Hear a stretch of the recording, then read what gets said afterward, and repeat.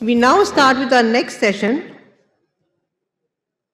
It's a fireside chat with Mr. Javed Ashraf, a career diplomat who joined the Indian Foreign Services in 1991. Mr. Ashraf was appointed as the Ambassador of India to the Republic of France in 2020 and was previously the High Commissioner of India to Singapore.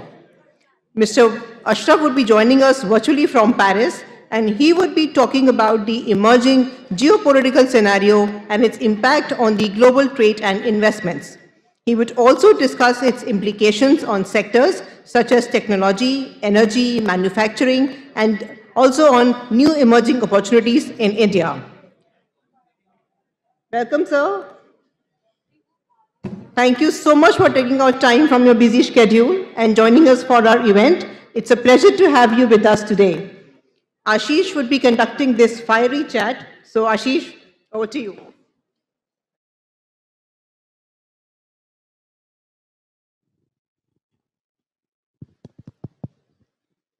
Thank you, Mansi. And it's a great pleasure to have you here, sir. Thank you, Ashish. Good to see you too. And congratulations on this day of Thunder of Dragons. Very nice to see you here after a long time. So just to set the context, I think the reason why we wanted to listen to you, and I've had the personal fortune of working closely with you and your initiatives in building the India-Singapore entrepreneurial ecosystem. So geopolitics has become suddenly a disruptor for entrepreneurship, giving more opportunities. So wanted to hear your thoughts on what's happening on the geopolitics and how it is changing how trade and investments will flow. Well, thank you, Ashish. First of all, of course, I must say it feels a bit strange speaking from Paris to Mumbai, despite the same backdrop.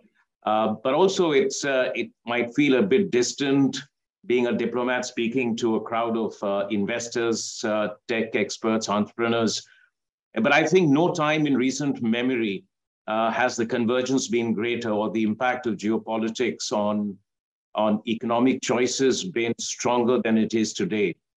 One, of course, is that we are in the course of the past 3 years witnessing two black swan events that none had anticipated, or actually not to this extent. One, of course, was the pandemic, which was a great disruptor, but it also had very strong geopolitical consequences.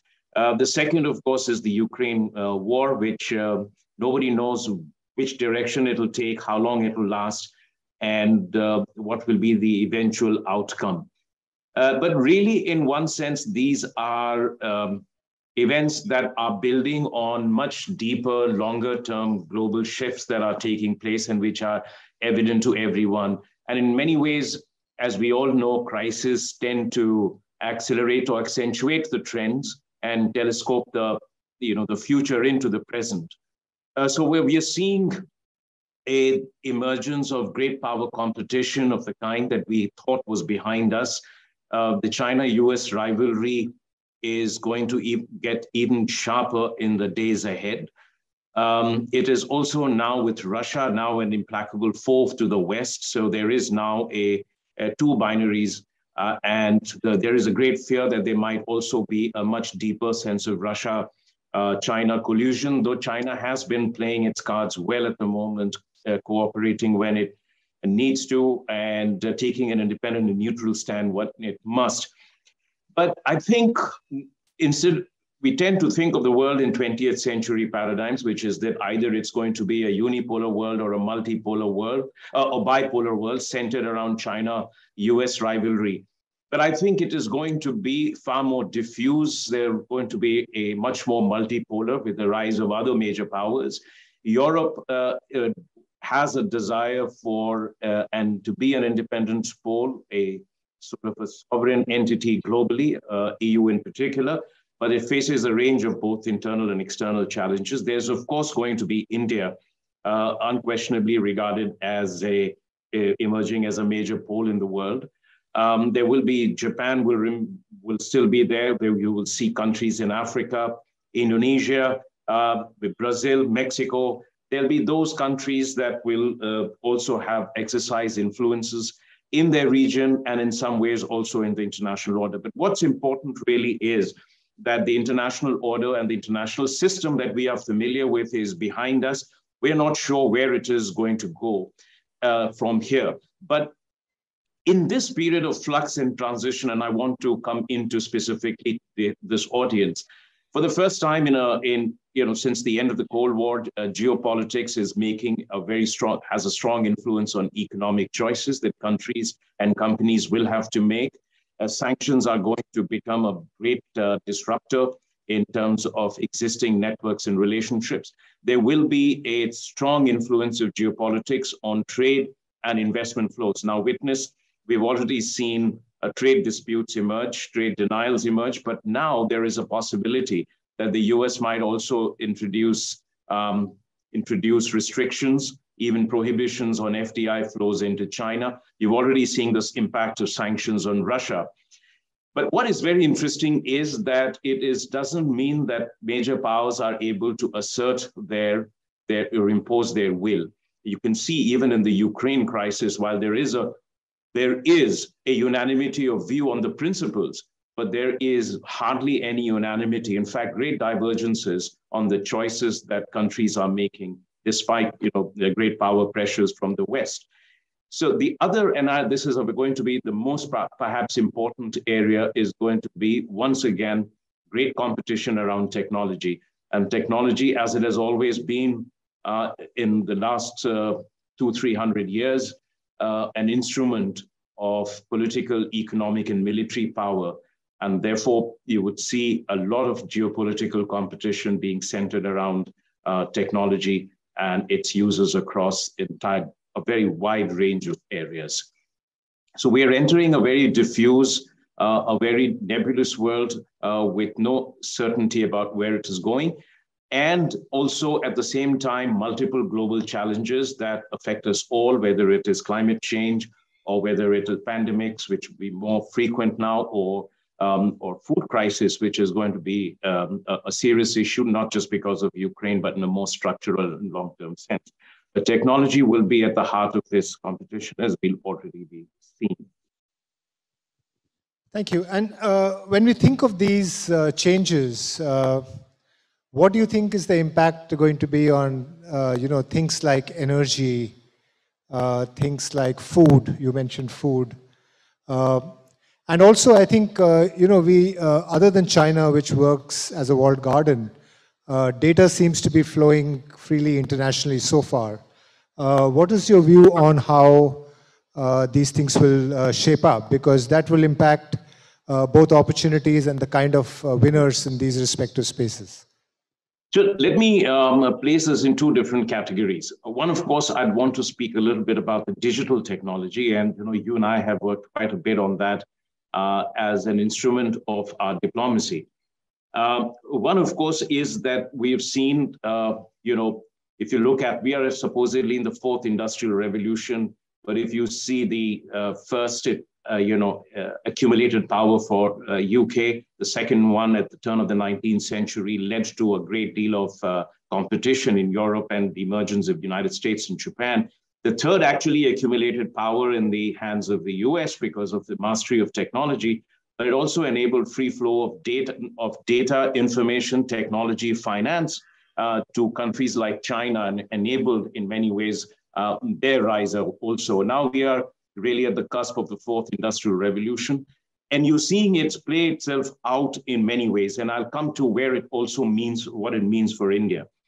One, of course, is that digital technology and data both will be sources of sovereignty, of national security, of economic competitiveness, leadership, and international power. I mean, this is absolutely no question around that. The second is that it will also be very important in the context of addressing global challenges. And when we address those global challenges, it isn't just an altruistic exercise in meeting and clean energy needs or addressing climate change or recycling or preserving biodiversity, addressing pandemic. It'll become, again, an instrument of political and global influence. We are, of course, when we look at data, for example. So we will also see when it comes to technology, there is going to be an increasing decoupling between the United States and China. And technology denial regimes will also force a number of countries to make choices, companies to make choices. I know a lot of companies are, for example, talking to us about relocating or diversifying supply chains into India, principally by the fear of what they could trip on with regard to the United States or the West. There will be a competition for standards without question, and it will play itself out both in terms of market influence but also in the capture of international institutions that set standards. So it will partly be at the level of markets at the ground, but partly in terms of capture of the institutions at global level. Third, of course, will be a question of now more and more countries are investing heavily in new technologies, whether it is in chips or all the way down into building digital commons for themselves. I can tell you, you've seen that in the US. In Europe, it has become an obsession, really. In France, it is a principal objective. And you'll see this is so one is the denial part. The second will be investing in creating more innovative environment at home. Now, the third part of this is going to be, as I said, standards. And the fourth is going to be data. Now, we've seen data has been flowing freely across borders. But over the past few years, whether it is us or whether other countries, they're beginning to realize the economic value, the value in terms of power, sovereignty, besides privacy and individual rights, etc. And more, you can't stop data flows, but there will be efforts to exercise sovereignty over data. Now that is already happening in India, that's happening in Europe. And also it's going to be not just between countries, but it is also going to be about who owns it. And whether we look at ourselves or at Europe, there is also the other dimension, not just at the level of geopolitics, but also between whether big tech should be continue to have that kind of power, or whether we are able to create actually a future in which we have open, free, accessible, democratic, inclusive internet and digital networks around the world, where data is not principally owned or held, manipulated, used, exploited, whichever way you call it, by the big tech, or held entirely by state control. So there is that space in between. And I'd say that for India, this is a moment of great opportunities for the following reason. One is that, we've always been a country in terms of political choices, a country that have acted in terms of both principles and interests, but we've always been consistent and transparent and acted with a sense of trust. So there is, despite what you see in the current environment, we've managed to maintain the independence of choices in terms of the relationships that we have. But it's also clear to all our partners that we don't take sides in helping one dominate or win over the other. We make very, very clear choices on that. And it isn't just between US, China, or Russia. It has also been, for example, in Southeast Asia or in the Middle East countries, where we've been great partners with others, with a lot of adversaries among themselves. So that's one very important. And when we come to geopolitics and technology and economics, this is going to be a great factor. Supply chain resilience, the concentration risks that we saw during the pandemic, all those are factors which I constantly hear from companies here in Europe and France, whether they are in technology or in other domains, about the need for diversifying into India. So trust has been a very important factor there. But there's also something else, and which is what we have achieved today in terms of our of digitalization and digital revolution. And this is now almost universally accepted, particularly with regards to public digital infrastructure.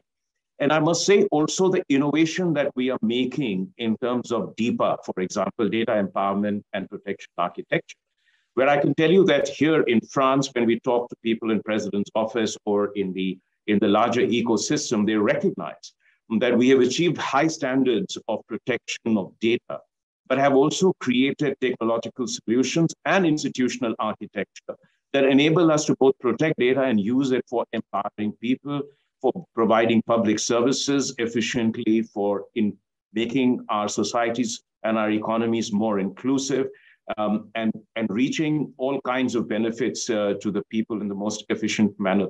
And this is something, whether we talk education or payments, or whether we talk of health or banking or pension or insurance or a whole range of public services, these are things that are now widely recognized.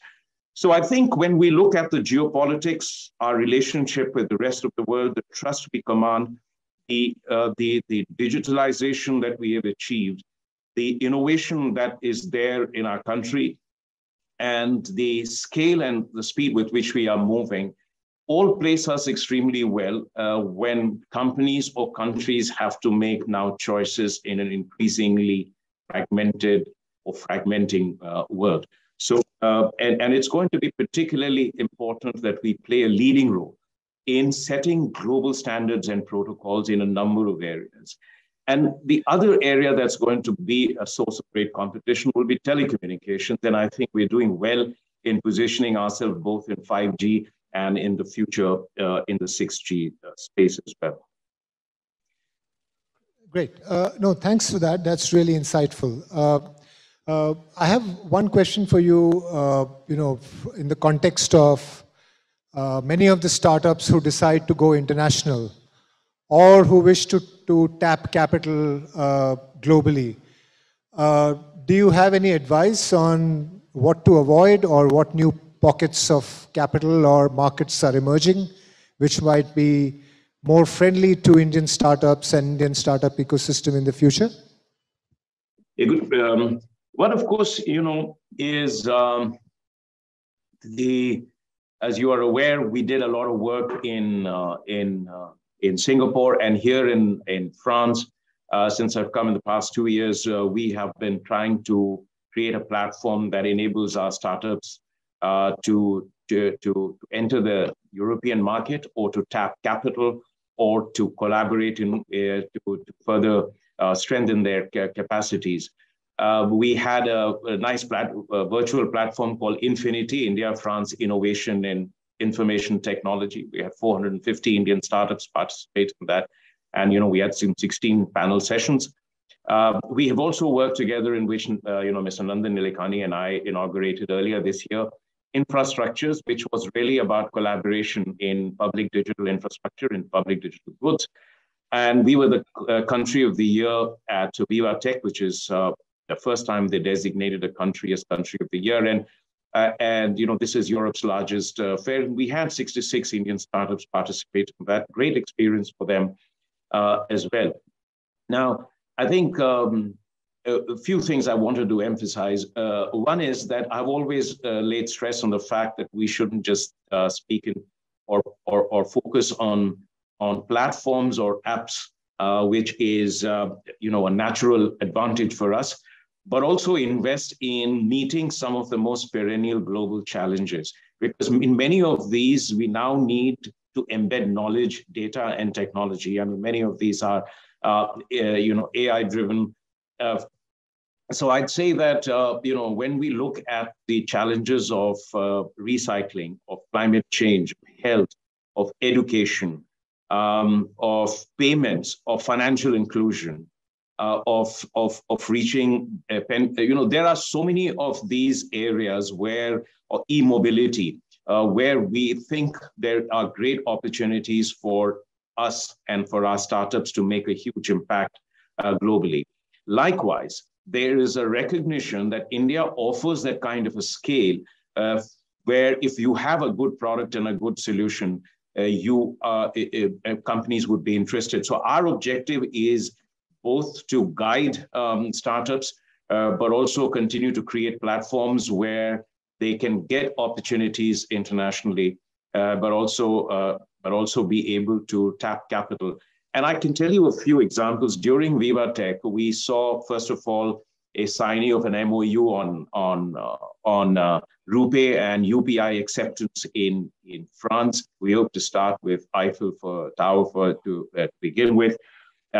We have also seen a distributor here accept an e-scooter from India as part of the ride-sharing platform, which should get launched soon. There were a number of very interesting queries, including from LVMH and L'Oreal, on some of the recycling startups that were there because they want to now be ethical in that area. We had some outstanding health products, I mean, small devices, affordable, frugal. But there is a huge market out there in Africa, in Latin America, and Asia of the unbanked, the uninsured, the unincluded people who still are in a crash-driven economy. So you'll see a vast opportunities, and we shouldn't just focus now at the moment on our domestic market, despite the fact that we have great scale, but on the, not just in valuation, but also in solving burning problems and creating value, not just in India, but also abroad. It doesn't have to be the same solution, but it's the same ideas, the same basic building blocks that we can employ. Because we have this window of opportunity in which we can become global leaders. And this is the beginning of a new journey and I saw products even providing some excellent solutions for energy efficiency when we were over here. So all in all, there is just a very vast opportunity. My advice would be focus on products, not just platforms and apps.